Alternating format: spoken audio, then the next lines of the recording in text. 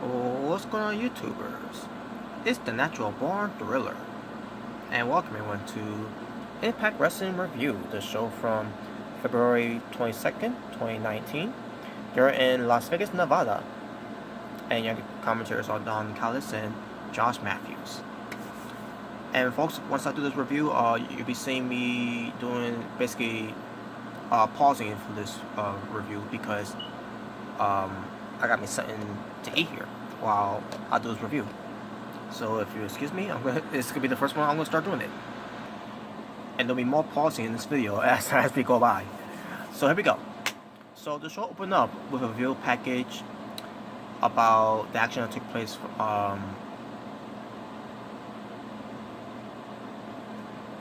Actually, I think they showed the video package weapon from Impact Uncaged. I'm assuming basically what pertains to the four-way match, which by the way we get Johnny Impact coming out, the Impact World Champion, to talk about how he went against Brian Cage, Moose, and Killer Cross, being a fighting champion, and basically how he won the match against them in the four-way match from Uncaged, and yeah, and I was not a fan of this promo obviously, but he's ready for a new challenger. And then Moose comes out to interrupt, and he says to Giant Impact is whining or whatever, and then saying he's the worst world champion in Impact Wrestling. Magnus is not included in that one. That's the first. I'm just saying. And let me just say this: it wasn't because of Magnus or why he was a worst world champion. It was the booking that hurted Magnus of being where he could have been a great world champion in Impact Wrestling at the time when it was called TNA. But I'm not gonna go. I don't like the booking of Johnny Impact, but I'm not gonna say he's the worst champion on Impact Wrestling. He is doing a good job as being world champion. This is coming from a guy who's not liking the booking of Johnny Impact, in Impact Wrestling. So yeah, as Moose said that, he said if it wasn't for Brian Cage and it wasn't for Killer Cross, he would be world champion. And let me just say this about Moose's promo too. It sucked too, by the way. It was garbage. And then Killer Cross comes out, and he got a nice pop, by the way. A better pop than we got from Monday Night Raws when they were at Lafayette, Louisiana. I'm just saying. But Killer Cross comes out, and he said that that Moose portrayed him in the match, and also he called him out by wearing these ridiculous outfits. Which I love that part, by the way. I'm like, yeah, you tell him, Killer Cross, you tell Moose about his ridiculous outfits that he's been wearing all this time, ever since he turned heel. Cause here you have Killer Cross with a nice outfit that he wears, making him look like a killer, a badass, someone who you don't want to mess with. And then here you have Moose with his outfits where he looks like a joke, a fruitcake. And some questions on your mind, like, what the fuck is he wearing? Just saying. So, of course, this led to a match. Which, by the way, Johnny Impact made the match. Whatever. And Killer Cross was like, I see what you're trying to do in Johnny Impact. And all that. And then Moose blindsides Killer Cross. Killer Cross. And then Impact says, bring out a referee, and the match is on the way by order of the Impact World Champion, Johnny Impact. So I guess he can make matches now. And he was on commentary as the match started.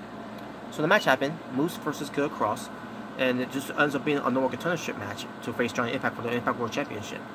And match itself, Killer Cross was obviously killing in this match. Moose, decent. Nothing to say about it other than he was decent.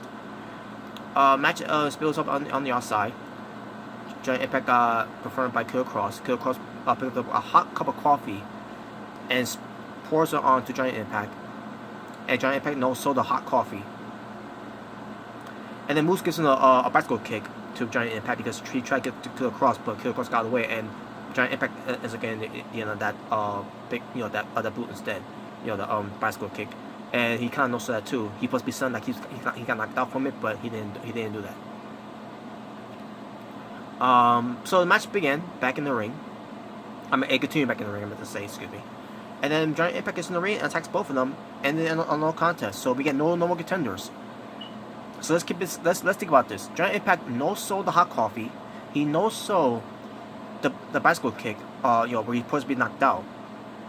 And then he gets in there and just cost and just end the match and no contest to interfere. So yeah, now we got no one to face the world champion. So Brian Cage comes out to save Giant Impact, and then a stare down between those two, and there you go. And that was the match. The match was a waste of time. It was garbage.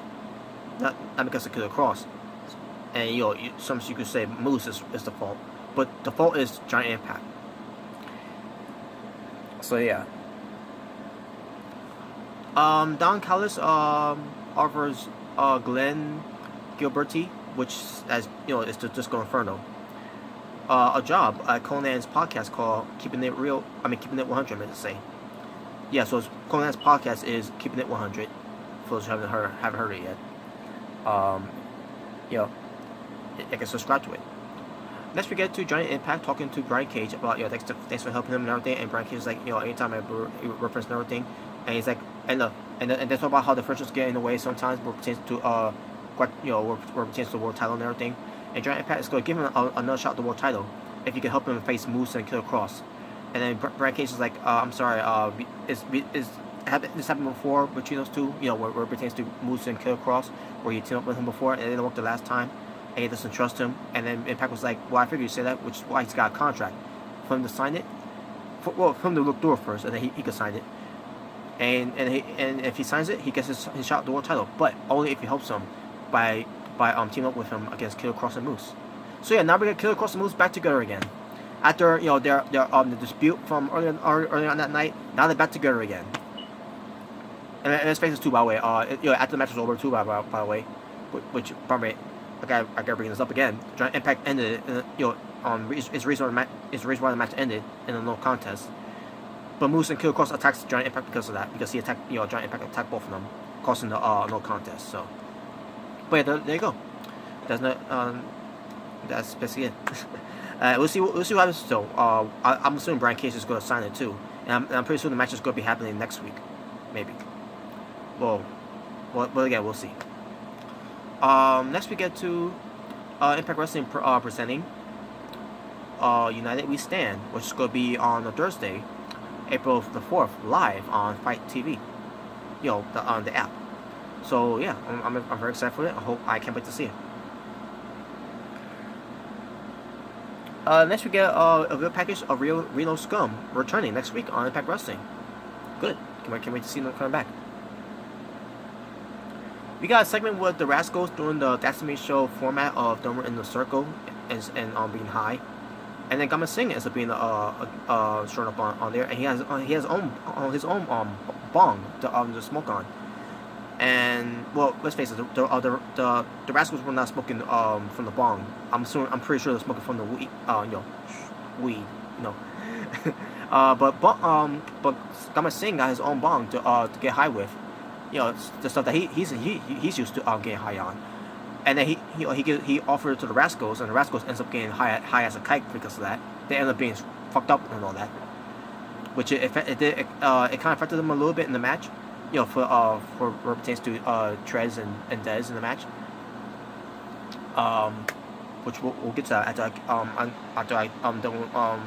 the next pausing. Sorry about that, folks. Had to pause again. So, because I was hungry. So we get to the Rascals. Trey and Dez. Wentz was out there, but then he was on stage, but then he went backstage. Because Dez and Trey were going to wrestle instead of Wentz being out there.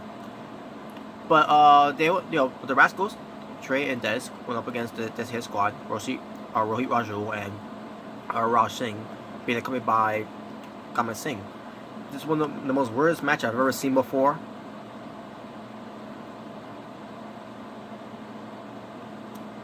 Actually, well, I don't know if I should go there, but anyway, this is the weirdest match I've ever seen. I mean, I've seen a lot of weird matches before, but this ends up being one of the weirdest one I've ever seen. I mean, to this, I guess it was alright. But the Rascals ends up winning the match. So the Rascals ends up winning match with them being high as a kite. And meanwhile, Jeff Hart, back in 2011 at Victory Road, Jeff Hardy couldn't beat Sting in the condition that he was. Just saying, and I apologize, Jeff Hardy. but yeah, the Rascals won, for being fucked up by Gama Singh's bong, We get a segment with Sami Callihan visiting Rich Swann in the hospital, which Sami Callihan caused Rich Swann being in the hospital, and basically, convincing him to, that they are in need of, they are in need, indeed, family. He basically tried to convince him to join OVE again, because he had a T-shirt that says OVE, and a doctor walked up to Sami Callihan and said, "I'm sorry, only family is allowed to see Rich Swann," something like that. And then Rich Swann's like, he is family, and then also Sami Callihan gives him the T-shirt OVE. Now, he didn't say yes. He didn't put it on, however. Well, I mean, he can't because he's just the way he looked at getting in the hospital. He couldn't do anything. But Sami Callihan offered him the opportunity to be part of OVE, and we'll see what happens. I'm assuming we'll see more of that next week if it develops, but we'll see. Eddie Edwards versus Eli Drake. Now, before we get to this one, I'm gonna pause for another bite of pizza. Alright, so before I get to this match between Eddie Edwards and Eli Drake, there was a segment that Eli Drake was being interviewed by Mr. Santos, and Eli Drake talks about why he did what he did to Eddie Edwards from Impact Uncaged, where it pertains to Team AAA versus Team Impact, where she addresses that why would Eli Drake calls Team Impact the match. What Eddie Edwards being the the guy who's trying to win the match for Team Impact. So he basically says, in his words, by the way, in the book of Eli, that Eddie Edwards raised his hand against Eli Drake, and basically saying that thou shalt not raise thy hand to Eli Drake, that whatever. Basically, and because of that, that made Eddie Edwards a sin because of that. And Eli Drake had to take care of that sin in Eddie Edwards, and saying that he's a loser, and then saying that he's the Eddie Edwards is it's not what he used to be anymore, and then you got Eli Drake, who is the dying breed, one of the last dying breeds of professional wrestling. And he's gonna teach Eddie Edwards a lesson in this match. So we get to this match, and I don't know if it took like about 5, or it felt like forever, but Eli Drake will not get into the ring to face Eddie Edwards. It took a long ass time until Eli Drake finally got into the ring to fight Eddie Edwards in this match. For the match to actually start. I'm like, what the fuck, man? It was a waste. It was a waste of my time right there. But the match did get underway as he finally got in there. And I thought the match was good. Now imagine if he would have gotten in there earlier, instead of wasting, instead of stalling, it would have been a longer and a better match. But in the end, Eddie Edwards tried to, I think he tried to use a candlestick at one point to Eli Drake, but Eli Drake tried to use the candlestick at Eddie Edwards, and then also Eddie Edwards counters and give him the jackknife pin cover up, and gets the 3 count in the win. And terrible water, by the way. Yeah, so Eddie Edwards picks up the win over Eli Drake. I'm assuming that this is going to lead to more more serious matches between Eddie Edwards and Eli Drake until maybe they'll do a storyline where the real Eddie Edwards is going to come out, back in wrestling tights and being the wrestler that Eddie Edwards is known to be. I don't know. I sure don't know where they're going with this, but we'll see where they are going with this whole thing with Eli Drake and Eddie Edwards. Next we get to Tessa Blanchard. She leaves the office of Impact Management because she left frustrated. because she was not granted of this rematch against Tyler Bradley for the Impact for the Impact Knockouts Championship. And she believes that the reason why is because what happened with Gail Kim. The whole thing with Tessa Blanchard taking out Gail Kim, beating her up and everything. It's going to lead to Gail Kim returning pretty soon, and it's going to lead to a program between Gail Kim and Tessa Blanchard. Where it's going to lead to a match. I'm assuming it's going to take place at the next pay-per-view called Rebellion. I'm assuming, but we'll see. Only time will tell. But yeah, that's what it was. And it was some guy, by the way, who confronted Tessa Blanchard after she left the office of management. I think it was the same guy that confronted Giant Impact where it pertains to giving him the news about the match that was supposed to be about him and Brian Cage for the world title was changed. I think it was the same guy. I could be wrong, but I don't know. The Disco Inferno, Glenn, let's say, Glenn Gilberti shows up. He wanted to find management, and he went to the door, and it was not the door that was to management. It was the door to the exit door. So basically, he locked himself out, and he couldn't get back in after that.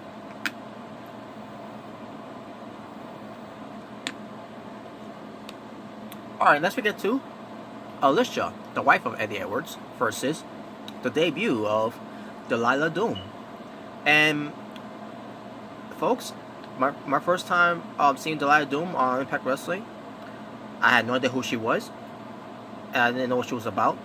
But then after Impact Wrestling, basically, I did some research about Delilah Doom, and Delilah Doom, she's pretty good. She's the current Phoenix Rise champion. She's wrestled against Rosemary. She's wrestled other female wrestlers too. I'm not gonna name drop all of them, but yeah. But after seeing her, oh my God, she's pretty good. And then see her wrestling on Impact Wrestling against Alicia. I thought she did a good job against on match against Alicia.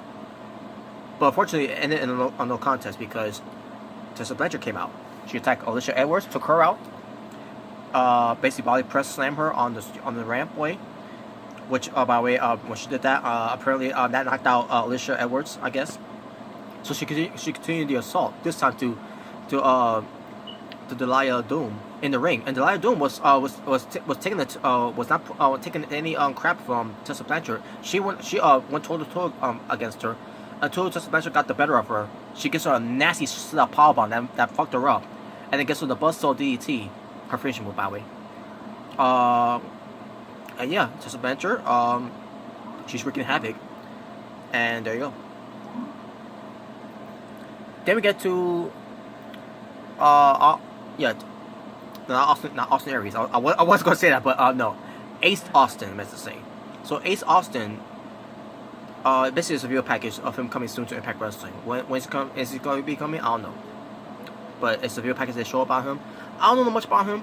I didn't get a chance to do a research about him either, but apparently he's a big deal, despite they signed him. So we'll see what he's about, and I'll check out what he's about too before we get to that point. I did with Delilah Doom. Speaking of Delilah Doom, she was being talked about after that video package of Ace Austin. So Delilah Doom ends up talking about Tessa Blanchard, what she did, and she challenged Tessa Blanchard next week for so we're gonna get her a return match with Delilah Doom on Impact Wrestling. This time against Tessa Blanchard. And Delilah Doom, man, after seeing her what she's done outside of Impact Wrestling, she's really working hard to get where she at right now. And now she's been the ratings are not that great for Impact Wrestling, but now she's been exposed on TV on how good she can be. Hard work pays off for her. Now they need to take their time with her. Don't rush her to the title yet. Have her win matches first before you decide to push strap a rocket ship behind her and launch her to the moon. Like they did with Tyler Valkyrie and Tessa Blanchard and a few other women inside like Allie, by the way. And let me say this too, and Su Young, she also got that rocket strap on her and then to the moon. Well, because she became Knockouts champion. But anyways, but yeah, take your time with Delilah Doom, just like you're taking your time with Jordan Grace, and also just like they're taking their long ass time with Kiera Hogan. And my point is with this one too, Kiera Hogan should be the champion before Delilah Doom. I'm just saying. If you're gonna have Delilah Doom be a champion, fine, but let Kiera Hogan be champion first. But anyways, but yeah, I can't wait to see what Delilah Doom could bring to the table against Tessa Blanchard. That should be a fun match to watch. I guarantee you. Rosemary, she tried to get to Dark Alley, and yes, Suya on there too. And then James Mitchell shows up and says, "Don't you think about it, Rosemary? She's mine." And then Rosemary and James Mitchell are talking, going back and forth about Alley. And then James Mitchell proposed to Rosemary, where it pertains to Rosemary to form a team, so that James Mitchell could form a team, and they could go at each other, and whichever team wins gets Alley back. Gets Alley. Basically, if Rosemary wins, Alley is no longer with James Mitchell and no longer Dark Alley now. But if James Mitchell wins, Alley stays with Mitchell, and she still could be called Dark Alley with her horrible acting of it. And James Mitchell also owns Rosemary, and Rosemary agrees to it. So that stipulation is been added. So we're gonna get Team Rosemary versus Team James Mitchell. When that's gonna happen, I think this is next week. I'm not sure, but I'm pretty sure it's gonna be developed more. They gotta build this up more. We'll see. But at the end of the day, what pertains to the segment, once again, it's all about Alley. Once again, all about Alley, not about Kiera Hogan, not about Jordan Grace, not even about Delilah Doom. Well, Delilah Doom was featured more on the show than Alley was, but at the end of the day, they still had to push Alley on TV, saying, "Oh yeah, don't forget, it's all about Alley." There you go. Whatever. All right, Lucha Brothers, Pentagon Jr. and Phoenix, the Impact Tag Team Champions, versus LAX, Santana and Ortiz, being accompanied by Conan. So the match happens, match was pretty good. And again, it was for the Impact World Tag Team Championship. Match was pretty good. The Lucha Brothers ends up going over, and there you go. And after the match, Lucha Brothers LAX extended hands for a handshake to the Lucha Brothers, and the Lucha Brothers basically did the hand gestures, to Zero Miedo, and Phoenix doing this, his own hand gesture, and then LAX, Santana and Ortiz, they did not like that, and they basically went after Pentagon Jr. and Phoenix, and then they unmasked them. They unmasked Phoenix and Pentagon Jr. And Conan was like, "What the hell are you guys doing?" And then all of a sudden it went off the air. So basically, LAX, Santana and Ortiz, they turned heel, and Conan did not like that. So yeah, LAX, Santana and Ortiz are heel now. What's this gonna lead to? I don't know. I guess it's gonna lead to the end of LAX, which rightfully so, because let's face it, the LAX that we known before, where it pertains to Homicide, basically the new LAX, basically, ever since 2016. Was it 2016? Or was it 2017? No, 2017. My fault. 2017. With Conan returning and also with Homicide returning with some new blood like Santana, Ortiz, and Diamante. I enjoy that faction. The new blood for LAX, I meant to say. Especially Diamante, which probably still no Diamante. I still don't get that. But you know what? If this is gonna be the end of LAX, fine. By all means, do it, because because Diamante's not there anymore. Homicide's not there for LAX anymore. You even got Hernandez back. You could have done with him going back to LAX, but nope, forget it. But whatever. my lips bar me. But yeah, we'll see what it leads to, folks. So, talking about wrestling for Lucha Underground. I'm not Lucha Underground. Impact Wrestling, my fault.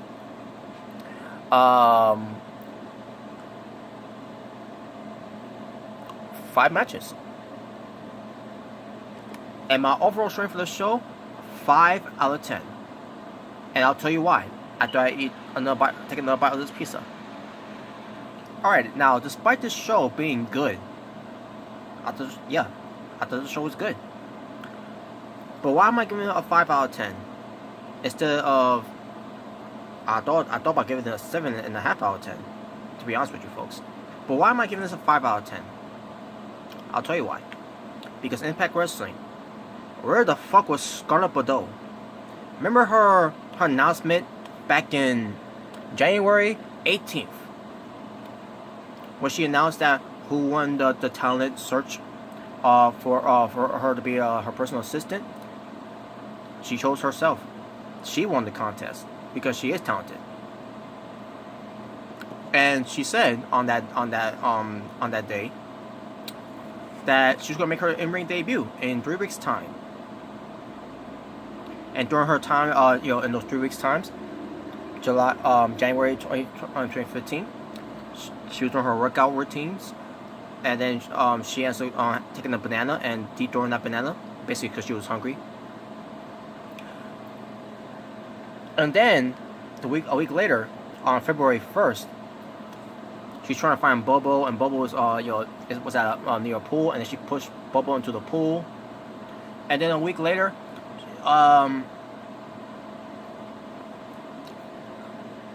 she was some type of room that she was in, and she said she'll be on debut next week, which was on the 15th, which was Impact Uncaged. But here's the problem: they were in Mexico City, Mexico. Because she said that she's going to be make her in-ring debut in Las Vegas, Nevada. Which Impact Wrestling is at Las Vegas, Nevada right now, doing their shows.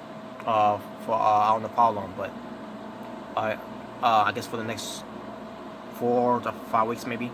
I guess, I'm assuming. But so we get to Impact Uncaged, and she knows she was not there. Instead, they did a segment, basically what represents Impact Wrestling. Whenever they do these type of matches for these wrestlers, when they're at this location, but they show other wrestlers that they're wrestling elsewhere, they show clips of it. They do that all the time. Impact Wrestling.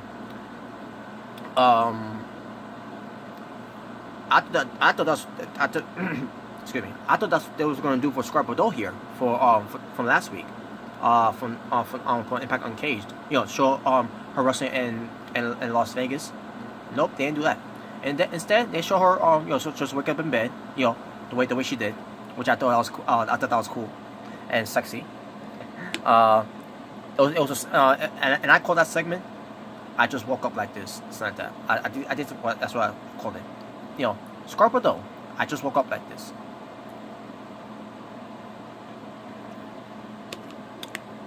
Which was nice. Still waiting for that hot shower segment for her to do.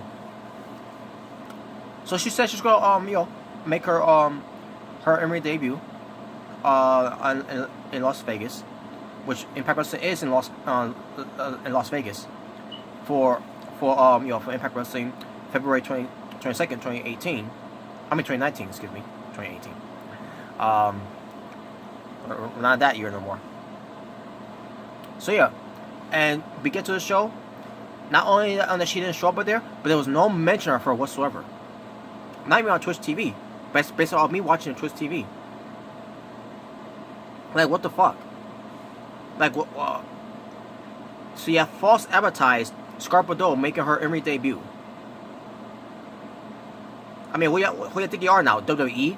Making false advertisements now? Wow. So yeah, so in honor of Scarlett Bordeaux, because you know how she always does, shut up 5, a 10 is talking. Well, there you go. That's why I give it a 5 out of 10. in honor of Scarborough, because shut up, Impact. You didn't mention Scarborough. You didn't have her show up on Impact Wrestling, which she's supposed to. I don't know what the fuck. She wasn't. Unbelievable. This was a poor advertisement by Impact Wrestling's part. They know better. They know fucking better than this. And my lip is bombing me.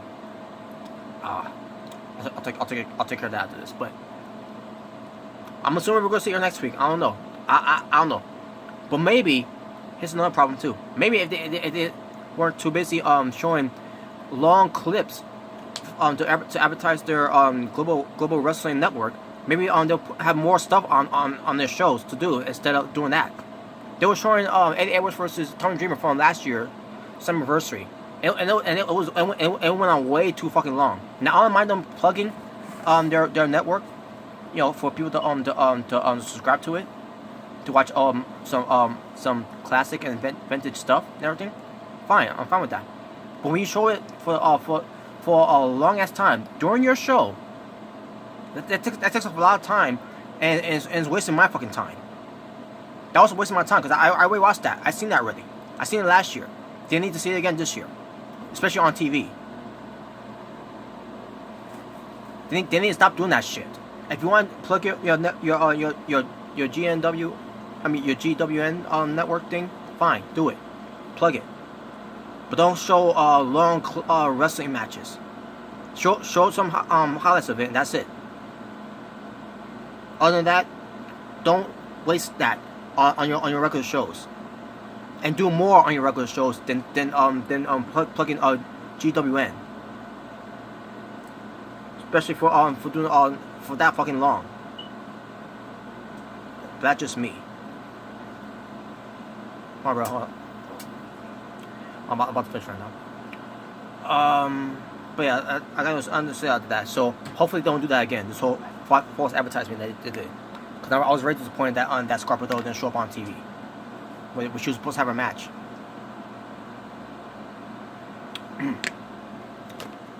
So there you go. And that's why I'm giving it a 5 out of 10. Just looking at I'm not giving it a 4. Because I thought the show was good. But that's all I gotta say. So that being said, thank you all for watching. It's Natural Born Thriller. Send peace on the streets.